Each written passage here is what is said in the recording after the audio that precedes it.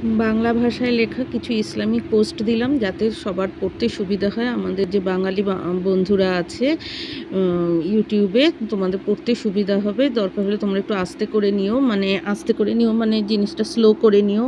আমি একটু তাড়াতাড়ি দিয়েছি, স্পিড করেই দিয়েছি।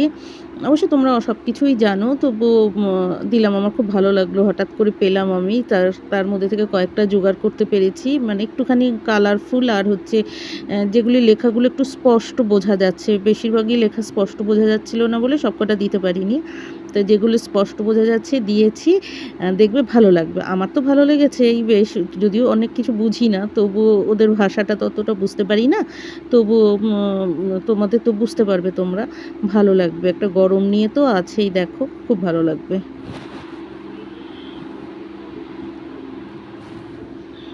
আরও বাংলায় পোস্ট বলে আরও সুবিধা, পড়তে পারবে।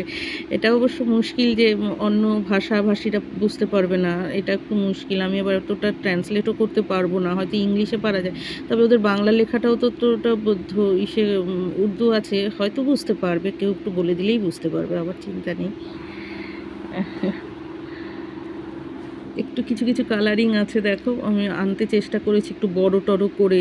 মানে কিছু কিছু লেখা ছিল খুবই ছোট ছোট, ভীষণ ছোট ছোট গুড়ি গুড়ি, সেগুলোকে আমি একটু বড় করতে পেরেছি, হয়তো হয়তো বোঝা যাবে এর জন্য আর কি। আর যারা মানে পড়েছ, খুঁজে খুঁজে বের করেছি। বেশ অনেক লেখা ছিল, তার মধ্যে থেকে যেগুলো একটু স্পষ্ট বোঝা যাচ্ছে ওয়ার্ডগুলো, মানে সেগুলো ডিজিটগুলো, সেগুলোই এনেছি, অক্ষরগুলো। সবার তো বোঝা যায় না, একটু কালচে কালচে এসে যায়।